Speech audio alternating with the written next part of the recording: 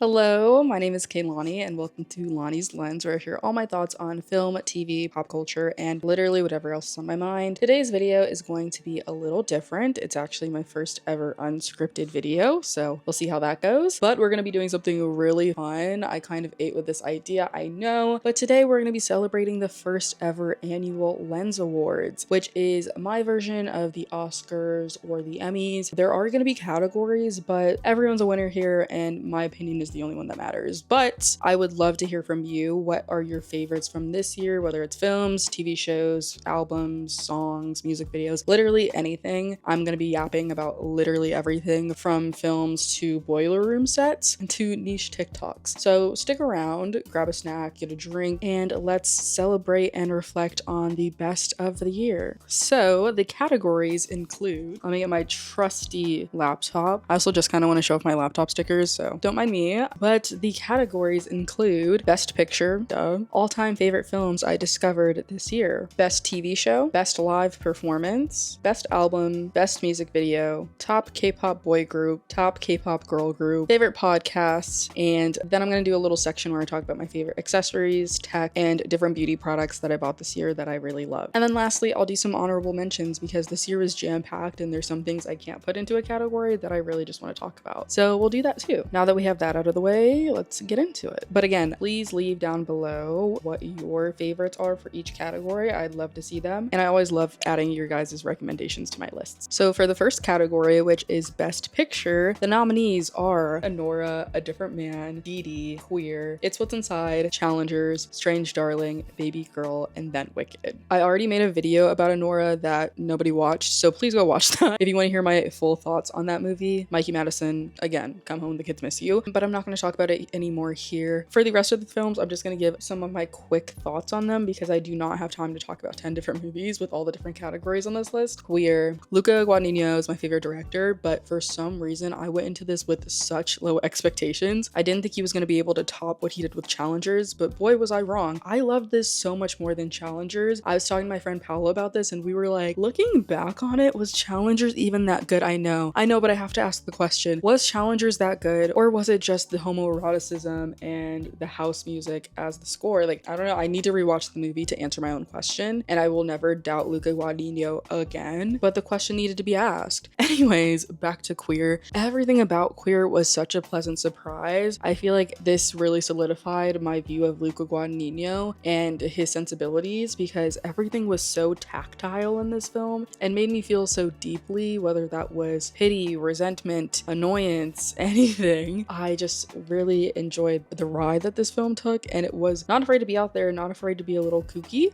but I think it really paid off. And it was a really interesting film that I'm excited to watch again and revisit. Also, Drew Starkey, I didn't see him having the White Boy of the Month potential, and I was wrong. I can admit now I was wrong. That boy has presence. That man, he's like 30. That man has a presence on screen that is unlike a lot of the young talent that I've seen these days. Then A Different Man. I talked about this in my last video, but I don't think I really sold how funny this movie was. It was so surprisingly funny. Again, it's a movie I went in with no expectations for, but I am so mad that I didn't go to the early showing of this at the Alamo Draft House because both Sebastian Stan and Adam Pearson were there, and yeah, biggest regret of my life so far. I just watched The Simpsons and that's stuck in my head. Anyway, also for Queer, I literally was gonna go see T-Pain instead of seeing Queer, and I'm actually really glad that I chose Queer. I chose Luca over T-Pain, and I'd do it again. Dee Dee is such a special movie, and it really just kind of hurt and reminded me how little coming of age films we have of people of color, and how this was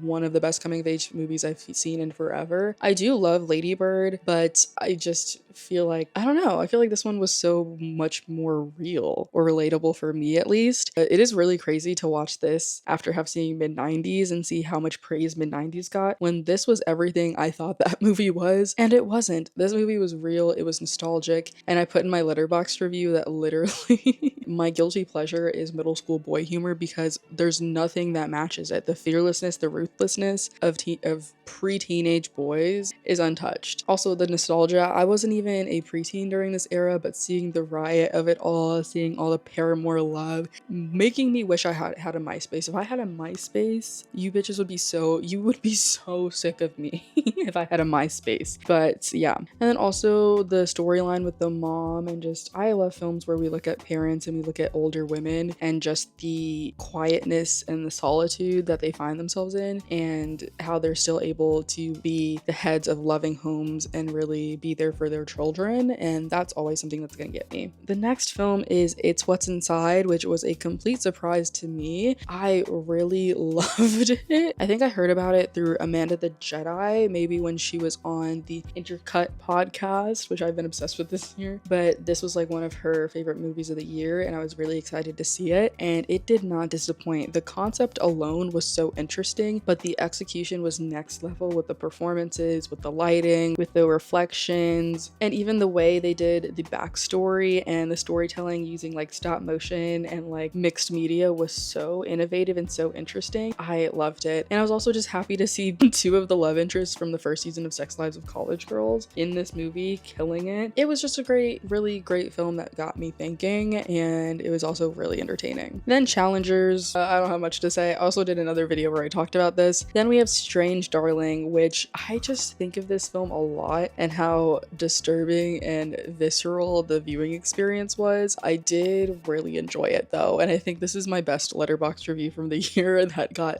0 likes. But the fact that he was snorting the coke straight out of the bag was so insane.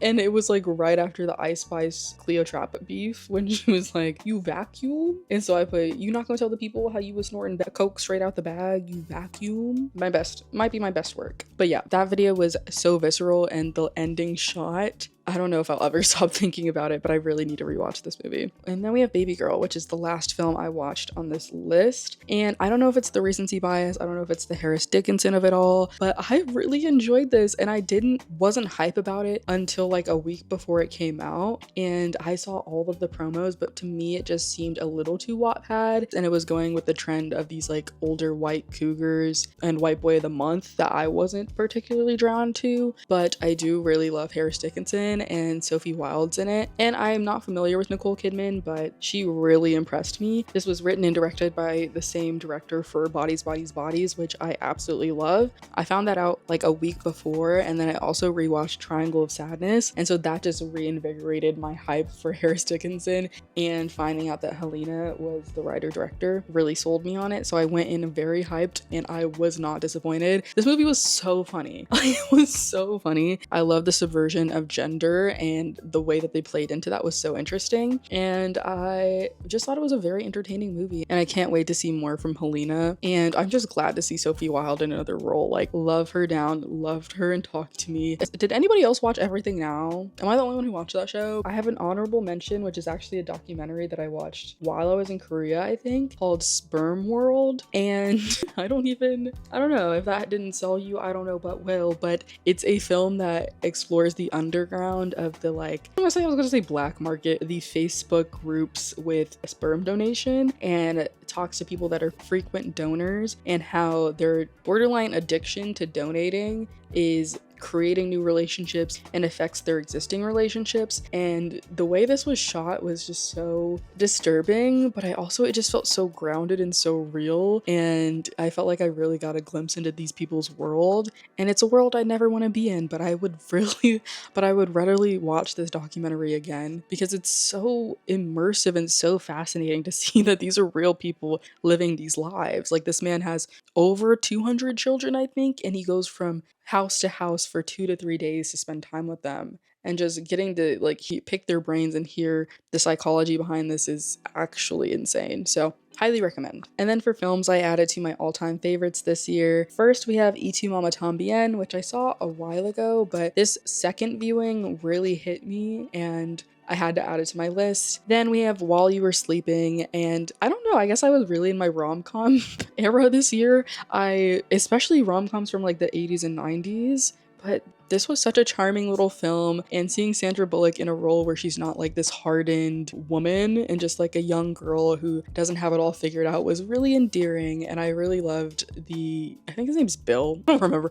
I really liked him. I really liked their connection, and it was just a really warm, cozy Christmas movie, so definitely check it out. Then we have Before Sunrise, which I saw in Korea. I think it was like one of the only movies I watched when I was in Korea, and it was so wonderful. I'd heard so much about this series and was kind of hesitant to go into it. I hate watching things that I think are going to be overrated, but this was everything you guys said it was and more. Like I'm going backpacking in Europe this summer, so if I don't meet a lovely stranger in my train car, we're gonna have a problem. Then we have Blackberry. The way that people talk about The Social Network and they talk about Succession is the way I feel about this movie. Then we have Stop Making Sense, the Talking Heads documentary, and this was just such a celebration for music, and it was so 80s and I loved it. I think this is like considered one of the best concert films of all time, understandably so. It's so incredible and so inspiring to see artists that are so earnestly dedicated to their craft and love to perform.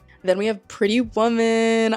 I didn't realize that I've never seen this movie before, but when I watched it in the theater, I realized that. I was like, actually, I've never seen I've never seen this actual movie. I've seen clips of it for so long, but it does not disappoint. Like, this is such a sweet, I don't know if it's sweet, there's some darkness to it, but it's such a good rom-com. And Richard Gere, Julia Roberts, S-tier actors in my opinion. Julia Roberts is so effortlessly gorgeous and charismatic, and I just love seeing her. And then Richard Gere, I love how cunty that man is. I don't know how to describe it, but the way he threw the cash on the bed when they were fighting, sir. And then we have Beyond the Valley of the Dolls, and I can't begin to describe this film. I really can't. I'm like trying to think of a plot point, anything. To be honest with you, the first 30 minutes of this movie was like the worst movie watching experience of my entire life. I hated it. It was so many cuts, so many back and forth. I was like, this is insane. I feel nauseous. But by the end of the 90-minute runtime, best film I've ever seen in my life. Unironically, the best film I've ever seen in my life, because it proves that you can literally do anything.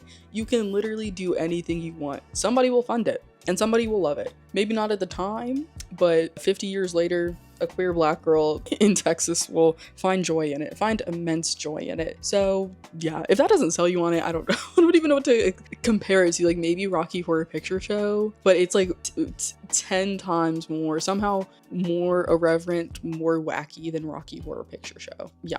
And then we have Amelie, which I've talked about before on my channel. It's everything. The soundtrack is so light, whimsical, and lovely, and I love that movie, and I can't wait to rewatch it. I should rewatch it after I make this video, honestly. And then also I saw my first ever Wong Kar-wai films this year. First I saw In the Mood for Love, and then I watched Chungking Express. Words cannot describe Wong Kar-wai's work. The score for In the Mood for Love, haunting, lovely, melancholic, all of the things. And then Chungking Express, I had California Dreamin' stuck in my head for like 2 months after watching the movie, and both of them had Tony Leung. So yes, we all nod in unison. Tony Leung, yes.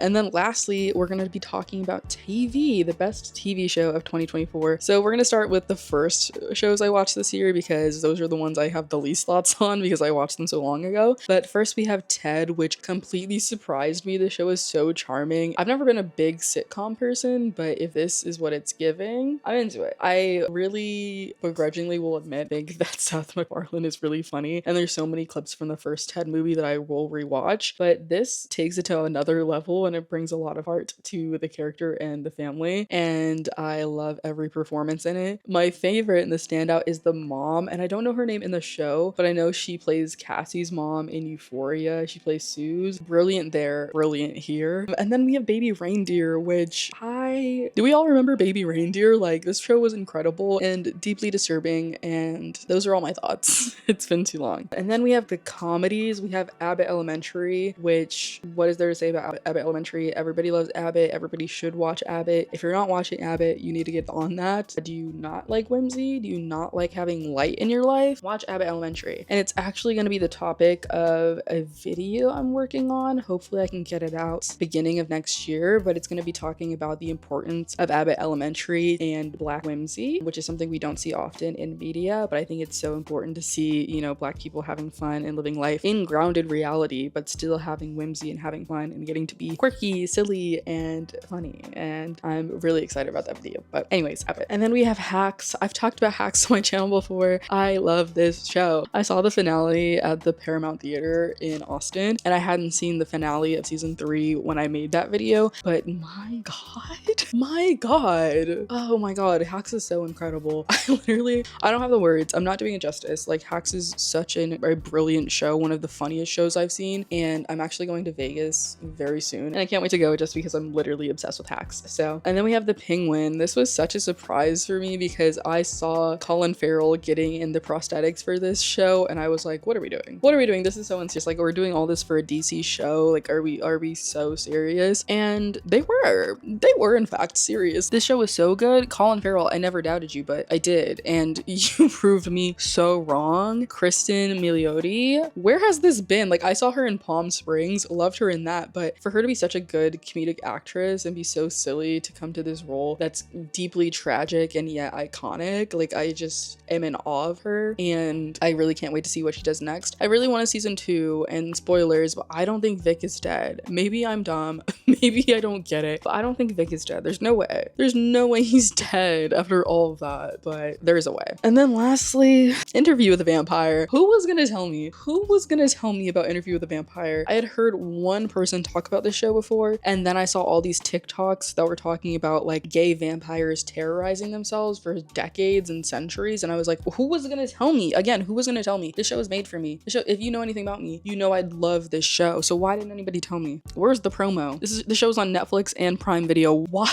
is this show kept on the hush? Like, do we not want the world to be better? I don't know. I watched season 1 and season 2 in the span of 3 days, and my life was changed. I'll tell you that. And I will also tell you, if you watch my channel and you have a certain picture of me or of who I am, I just want you to keep that, but also consider the fact that I am a Lestat apologist. I'm so sorry if this changes your view of me in any way, but I will clarify what I mean. Is Lestat terrible, an abuser, a narcissist, all the things? Absolutely.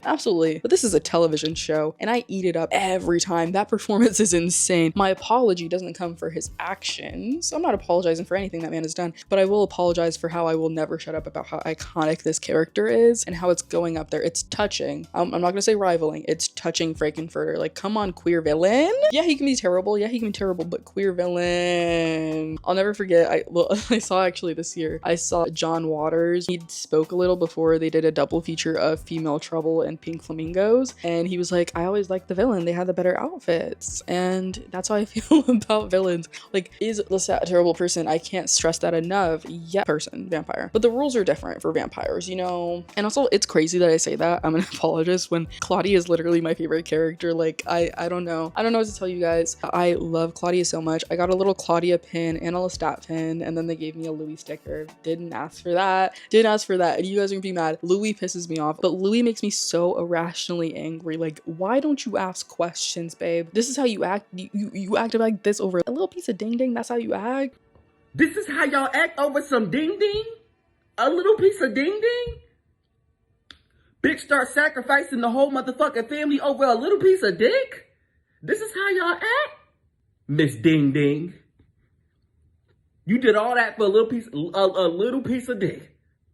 I don't get why y'all are so obsessed with Armand. I don't. I love Assad. I really do. And I think his performance is incredible. But the way y'all act about Armand, I'm not seeing it. I did see it when he said, my daughter was my sister, was my throw pillow. Yeah, love that though. Anyway, I'm just rambling because I love this show so much. Can't wait for season 3. Oh, and also for the award season and them snubbing everyone except the white man, Sam Reed. What's going on? It's 2024. You think nobody's gonna say anything? You think we weren't gonna notice that Jacob was right there, Delaney was right there, Assad was right there. Everyone in that cast deserved a nomination, but the white man was the only one to get one. Moving on to music, I feel like my music journey this year year can be summed up with my holy trinity for the year. So number one is gonna be Miss Dochi the Don, Dochi the Dean, Dochi Supreme, the Swamp. Ooh, it's Dochi's year. It's Dochi's year. Who else would you have expected me to talk about this year? Dochi's the one. Dochi's the one. And I've been a Dochi fan for a while now. But seeing her evolution this year, seeing Alligator Bites Never Heal has really just affirmed everything I knew about her. And I'm so excited to see a Black whimsical rapper, artist, performer, entertainer come into her own and be recognized as the 4-time Grammy nominated artist that she is. And I'm just along for the ride. I really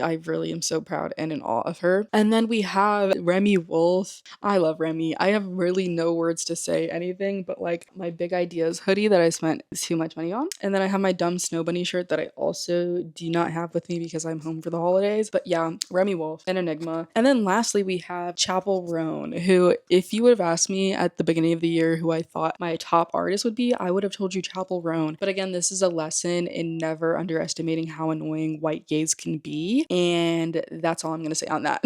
And if you're a white gay watching, I'm not talking about you. I'm not talking about you. If you're a white gay watching, just know I wasn't talking about you, and I love Renee Rapp. Anyway, still love her, what she's done this year. The Rise and Fall of a Midwest Princess is probably the best album of this year because Alligator Bites Never Heal is not an album, it's an EP. The Rise and Fall of a Midwest Princess breathed life back into the pop genre, and I love that she pays homage to the 80s, which is my favorite decade, and I really do appreciate that and love that. Moving on to Best Live Performance. So this is going to be everyone I saw in person. This is going to be concerts, festivals, and gigs that I just loved. But first, I'm just going to say every artist that I saw because I saw a lot of artists. I think in total, I saw like 14 different artists live because I went to a ton of concerts, and then I also went to 2 music festivals, Waterbomb when I was in Korea, and then I went to ACL here in Austin. So I went to see Ryan Beatty, Liana Boss, P1 Harmony, Kiss of Life, Young G, Minho, Sunmi, J Park, saw Remy Wolf twice, Lola Young, Beaches, Jungle, Chapel Roan, Tyler the Creator, Ravina, and Tinashe. Best performance I saw was definitely Fly and a Boss. I saw them at the House of Blues in Dallas, and it was such a tiny venue. They gave such a show. Like also I saw, sorry, I just remembered. I also saw Josh Levi. He's one of the singers for Four Town from Turning Red, and didn't know that till I got there, didn't know who he was. He's also an incredible artist, and I love Birthday. I love that song. But yeah, Fly and a Boss, best performance I've seen all year. They put on a show. Again, another artist dedicated to Black whimsy, and I love to see it. Then at Waterbomb, I'm sorry to say J Park was the best. I know. I have a love-hate relationship with J Park. I know the cognitive dissonance. I know I'm a Black K-pop fan, but J Park was so good at Waterbomb. And I don't know if it's because I've been waiting for 12 hours and I was soaking wet, but he gave a show. Like, he gave a show. He put on a show. I saw Mome after like 8 years of being obsessed with that song. He brought Natty out. It was a vibe. It was a vibe. I have to give that man his credit. I can never give him his 10s, but I'll give him his 6s. He ate. And then Waterbomb was just such a great experience because I've been a K-pop fan for the past decade. And so seeing artists that I've seen and listened to their music and seeing their biggest hits in person back to back to back was actually quite jarring. But I got to see Minho perform View by Shiny. I got to see Sunmi perform Gashina. Like, it was so interesting to see, and I really loved that experience, even though I was so sick after being soaking wet for 12 hours in a row. But yeah, it was worth it. I saw Lola Young, who was incredible. Then I saw Remy Wolf twice because I'm obsessed with Remy Wolf, and she is such a character. She is such a character, such an individual, and I love everything about her and her persona. This is something that is making sense in my brain, but seeing Remy Wolf, seeing Ray, and seeing Lola Young really makes me happy to see Amy Winehouse's legacy continued. And if that makes sense to you, if you get it, you get it. If you know, you know. But that just makes sense to me, and it just is great to see people that have that essence of Amy Winehouse be so successful and flourish because of how far we've come in the music industry. And that's just something I wanted to point out that I noticed. Okay, and then I saw Jungle, which honestly, looking back at this list, Jungle might be the second best performance I saw after Fly and a Boss. I love Jungle so much, and I wanted to put their album on this list, but it came out 2023. Volcanoes is incredible. Everything about Jungle and their world building is so impressive and immersive, and I loved their live show. It was so sensual, eclectic, and just a vibe. I don't know how to describe it to you, but you had to be there. You had to be there. Then I saw Chapel Roan, and the entire festival was pretty much there for Chapel, and there were so many people. Everybody knew the lyrics. Everybody was wearing pink, and it was crazy to see all the drama surrounded everything and just see her perform and see like why I started supporting me her and why I loved everything. What I loved about her initially was so cathartic and so interesting. To hear Rise and Fall of a Midwest Princess, sing every lyric till I lost my voice was such a fun experience, and I really appreciate Chapel for that. Now moving on to best albums of 2024, and give me 1 second. I got the vinyl. I got it on vinyl. I got it on vinyl, y'all. I got it on vinyl, and it is everything I imagined. I got a Doechii poster. I just love this. I love everything about Doechii's style and her branding. I am just in awe of her. But yeah, Alligator Bites Never Heal. Then we have Big Ideas by Remy Wolf, who I really want to get the vinyl for, but I've already spent so much money on merch.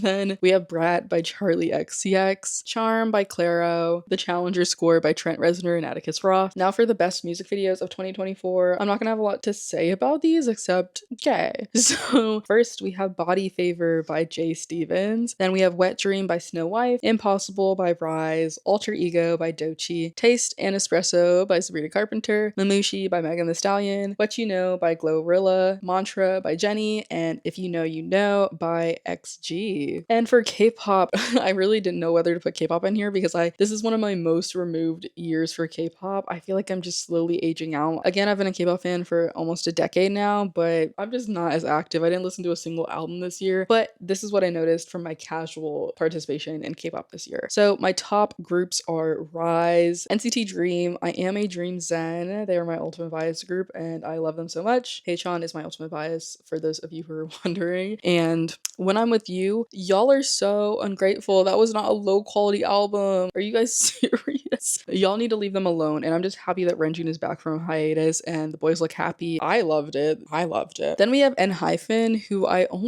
don't know much about N-Hyphen, but EXO was on repeat. My finger went numb from hitting the repeat when I was in Korea. They had one of the only good performances at Mama besides G-Dragon and Daydream, also on repeat nonstop. I'm impressed by everything I see them in. Very casual viewer, but I'm really impressed by N-Hyphen. And then we have ATEEZ. Y'all, I don't have any intention of getting into ATEEZ further, but I can appreciate from afar. I've been seeing them this year. And then lastly, G-Dragon. G-Dragon's not a boy group, but the way Big Bang showed up. Also, why is Top shooting for Netflix, but he can't come back to Mama for a little reunion performance? One song? You can do one song, Top? Okay. But yeah, seeing G-Dragon come back, seeing his dance practice, seeing the music video, and seeing his performance at Mama was so jarring to see how many sons he has. Like, it is so insane to see how many rappers have based their entire persona off of G-Dragon. Treasure, I'm looking at you, and also I love Treasure, so no shade, no tea, no shade, but he is the blueprint. Like, it's really insane, and it's crazy to see someone so unique and such a natural performer come back and really, take his place back on the throne. Loved it. And then for girl groups, we have Kiss of Life, New Jeans, Cat's Eye, and Youngji. I saw her at Waterbomb and I just love her. I love it. I love it. I just love seeing personality in K-pop. I love seeing artists with personality who aren't afraid to be weird, who aren't afraid to be crass, and she's just a breath of fresh air. Also, Cat's Eye. Is Cat's Eye giving Danity Kane to anybody else? I really love Cat's Eye. Like, those girls are so gorgeous, so talented, and I'm so excited to see their career trajectory because seeing a multicultural K-pop group is such a serve. And then XG, they had an okay year. I have such an interesting view of XG. I don't know, but for the most part, I do really enjoy them. Okay, I'm running out of storage space, so I'm gonna have to speedrun these, but my favorite podcasts of 2024 are You Are Good, My Mama Told Me, Give It To Me Straight, Your Upstairs Neighbors, and Unhinged and Immoral. Now we're gonna do the miscellaneous section, which is just my favorite accessories, tech, and beauty. First, we have my Olympus camera. Fun fact, I actually lost this for about a week because I took pictures with it of my new car and I put it on the windshield and drove around with it on the windshield for about a week when it was like 80 to 90 degrees. So truly a miracle that she still works, and a reminder I need to take care of my cameras better. But this is my favorite camera. I've been using it all year. I used it in Korea a lot and I love her. I love my film camera, but I actually just bought my first digital camera, which is, I believe I just bought it today, the Fujifilm FinePix Z900 or something, and I'm really excited to use both of them. I'm really obsessed with cameras now and I can't wait to develop my photography skills this upcoming year. Then we have my Desi sunglasses. I've been obsessed with them. I really just love this shape and I really feel like it suits my face very well since I have a heart-shaped face, and I've been investing in some higher quality items now since I'm becoming an adult, since I'm adulting, and I feel like this is a great staple. Not gonna lie, the one of the arms did break off, but my dad fixed it. So yeah, I love that for me. And then I don't have my boots with me, but I've been wearing these boots all year and I've been obsessed with them. They make me at least like 5'7", and I feel so much more powerful than like since I'm 5'4". I feel so much more powerful with these shoes. And then I got my Kate Spade wallet. This is again one of the items that I've invested in because I usually just get like a shitty little wallet off of Amazon, but I really wanted to invest in that, and I just feel like it makes everything feel more sleek. Then I got these eyeshadows from, let me do like the Beauty Guru thing. This one's called Fierce and this one's called Ethereal, and I've worn both of these I think in like 2, 3, or 4 of my videos. I just really love the quality of them and I feel like they up any look that I'm trying to do. And then my other makeup item is this Juvia's Place blush. I think it is Coral Rose, and I got my personal color test when I was in Korea this summer, and so she said coral was a color that really complimented me, so I feel like this and the pigment of it is really great. I can't wait to buy more stuff from Juvia's Place. And my only skincare thing I have is this Laneige essence toner. I think it's the blue hyaluronic revitalizing toner, and I got a sample of this when I was in Korea and I used it up, and I actually decided to invest in this because I really liked it and I felt like it did a lot for my skin. And to be honest, I really just go to the dermatologist for a lot of my skincare. I don't really believe in like buying so many products, which is why I didn't really go to Olive Young, but this really, I feel like this really does make a difference with my skin, and I'm planning to get the matching toner set for that one. And then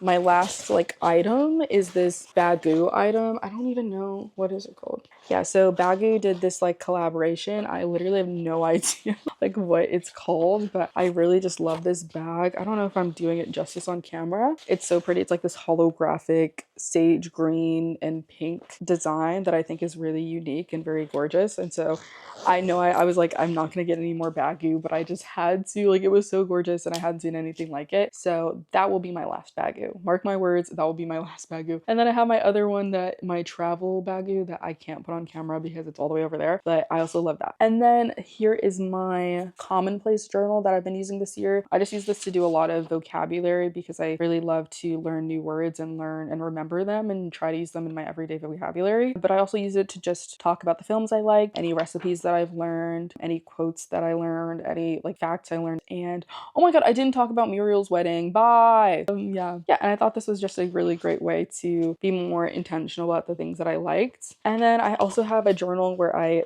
kept note of all the positive interactions I've had this year, because I just feel like it's so easy to pull from negative experiences and have that influence your behavior. And I feel like having all the positive interactions I have in life, or things that just bring me joy, as evidence to counter that is really important. So that's been really helping me this year. And I also put like all my affirmations in there as well. Now for the honorable mention. So these don't have a category because I couldn't think of one, but number one is Jessie Woo. She's probably my favorite creator this year. I watched almost every single video that she did because she is just so hilarious and entertaining. Love her down. And then the Nest Hug Boiler Room set, because I've watched that set probably 20 times this year. I watched it while doing my makeup for this video. I am obsessed. That is such a dynamic, fun set. I'm not gonna pretend like I know the most about DJing, but that's how you do it. So that concludes the first ever annual Lens Awards. I really hope you guys liked this. I was trying something new with just having this be me talk freely, and it was fun, and I'd love to know if you guys like this style of video or if you like my more scripted ones. This was fun to make, and I really can't wait to hear all of your favorites from this year down below. And please give me recommendations. Give everybody else in the comments recommendations as well. Follow me on Spotify, follow me on Letterboxd. Just keep in contact. I love talking to you guys. And I also just want to take a moment, since this is my last video of this year, to thank everybody who subscribed, everyone who liked my videos, everyone who's commented. I have gotten so many comments that really just affirm why I wanted to make a YouTube channel in the first place. I've wanted to start a YouTube channel for the longest time, and I finally got the courage this year. I've been so happy to see all of the people that are not only interested in what I have to say, but people who have said the things and the ramblings and the things that I've been thinking about have helped them in any way is so cool to see. And it's just been really fun and exciting to build this community and see that there's people out here who can benefit from the things that I have to say and appreciate it. Also, let me know what kind of content you want from me going into the new year. I've been doing a lot of video essays and I love to do them and I love to write scripts for them, but I also want to do more fun videos like retrospectives on films and TV series. My big project of 2025 is to do a full retrospective on the L Word, and then I want to do one on the Step Up franchise. So if anybody's interested, let me know down below. I can't wait to start working on those videos. I just need a little bit more motivation. But with all that being said, thank you guys so much for watching. Thank you for supporting the channel, and I will see you guys in the next one.